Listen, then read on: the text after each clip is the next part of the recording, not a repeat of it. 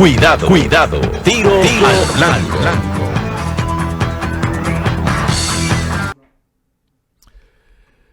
Cuando se habla de huracanes y de tormentas, siempre pensamos en cómo ellos interactúan con la sociedad. Pero en Tiro al Blanco queremos esta noche analizar otra dimensión de sus impactos. Ocurre que los huracanes impactan a la naturaleza y por lo general creemos que los impactos en la naturaleza tienen que ver con los impactos en la sociedad y creo que es importante estudiarlo de manera diferenciada. No nos olvidemos que toda nuestra biodiversidad, desde los arrecifes de corales a las praderas marinas, a los manglares, a los bosques costeros y a los ecosistemas de montaña, los huracanes los impactan de manera diferenciada y lo han hecho durante miles, durante millones de años y lo seguirán haciendo, independientemente de que su intensidad o su frecuencia varíe. ¿Cómo impacta un huracán, por ejemplo, a nuestra flora nativa? ¿Y cómo impacta a la introducida?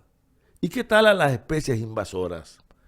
¿De qué manera la actividad humana potencializa el impacto sobre la biodiversidad de los huracanes?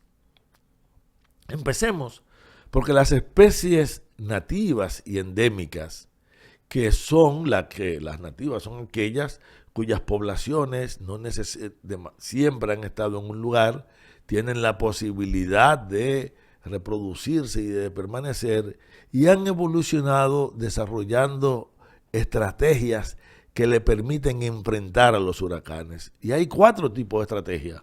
Hay una en la cual ellos simplemente resisten físicamente, o porque se desnudan de sus hojas, o porque los tallos son muy resistentes, o al revés, porque se quiebran rápidamente y pueden rebrotar. La otra es porque sus semillas y sus estructuras de propagación, después de un evento de perturbación como esta, surgen rápidamente y poco a poco terminan ocupando los claros que genera el impacto de la vegetación. Lo tercero es porque en sus estrategias de reproducción y de estar, o los animales que intervienen en ellas como aves, roedores y otros, protegen al tener en sus estómagos, al llevar los propágulos, las estructuras que van a reproducir después a esta planta y por lo tanto después de la perturbación ellas tienen mucho mejor condiciones para responder. Pero hay otra que es mucho más importante y es aquella en la que ellas no pueden ser desplazadas por las especies introducidas o por las especies invasoras.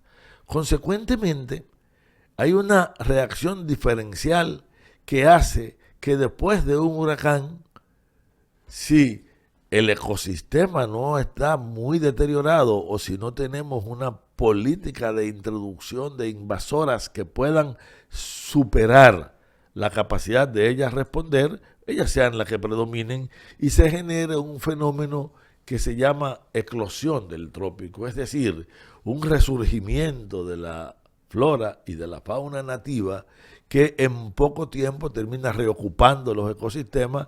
Por eso los técnicos dicen que los huracanes resetean, o sea, reinician, recomponen los ecosistemas y muchas veces son un factor de corrección de impactos y de manejos humanos incorrectos. Pero ¿cómo impacta a las plantas introducidas? Miren, las introducidas, que no son necesariamente siempre dañinas y muchas de las cuales con el tiempo terminan aclimatándose, nacionalizándose, es decir, adaptándose al medio y formando parte de los ecosistemas, suelen tener mayor fragilidad. Y estas pueden ser más impactadas, ya sea por cualquiera de los componentes de las tormentas, los arrastres, las lluvias, los vientos o por la combinación de ellas. Y en los claros de vegetación suelen ser las más impactadas. Sin embargo, las plantas invasoras pueden tener dos conductas. Aprovechan la enorme perturbación y la inestabilidad momentánea que se crea en el ecosistema para ocupar los espacios y por lo tanto para su expansión, uno por la redistribución de la semilla y de las estructuras de propagación por el viento, o por las aguas o su conducción, o por la crisis temporal que crean sobre las plantas nativas y las introducidas, y esto puede permitir su expansión, o al revés. Puede ser que los huracanes golpeen de tal manera que limiten la expansión de las plantas introducidas y por lo tanto podemos tener una de dos conductas. El huracán como un facilitador de la propagación de las plantas invasoras o como un bloqueo a la expansión de las plantas invasoras.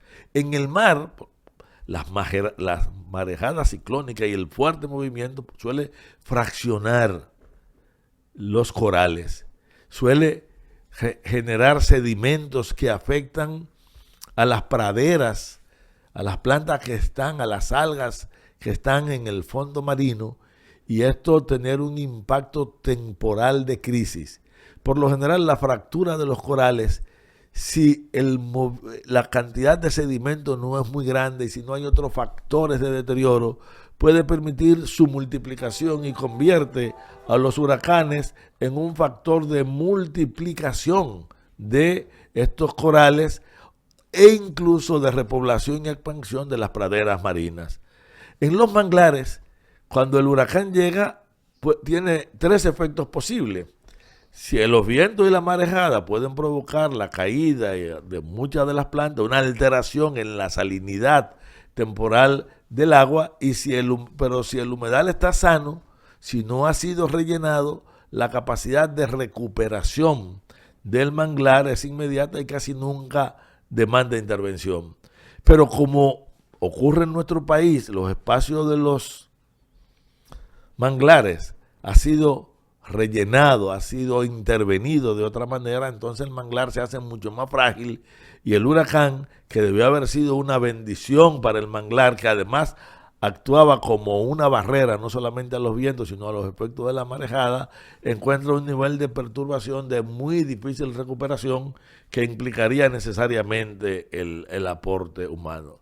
¿Cuál es el otro componente? La inmensa mayoría de las especies marinas y muchas de las especies de nuestros sistemas hidrológicos internos se reproducen o se esconden en el manglar. Cuando las marejadas son demasiado intensas, demasiado fuertes y provocan un golpeo, por ejemplo, por olas de gran magnitud y de mucha energía, te producen un fenómeno de alteración de los espacios en los que se refugian estas especies y hay un golpeo sobre su dinámica que inmediatamente pasa la tormenta, empieza un proceso de regeneración. Si las intervenciones han afectado los procesos ecológicos que allí ocurren, esta regeneración es prácticamente imposible. Si estos manglares han mantenido su estructura, esta regeneración es un proceso espontáneo, natural, que forma parte de sus dinámicas ecológicas. Como vemos, el impacto sobre la biodiversidad de los huracanes y de las tormentas está asociado hasta dónde hemos alterado, hasta dónde hemos perturbado, hasta dónde hemos afectado estos ecosistemas. Consecuentemente, tanto los impactos sociales, como vimos en la primera parte de este programa, como los impactos sobre la biodiversidad y sobre los ecosistemas, dependen demasiado de hasta dónde hemos degradado, hemos contaminado, hemos perturbado estos ámbitos. Protegernos de los huracanes implica garantizar la integridad y la funcionabilidad de los ecosistemas de tal manera que ellos puedan no solamente resistir sus impactos, sino convertirlos en una bendición y no en una maldición. Continuamos. Cuidado, cuidado, tiro al blanco.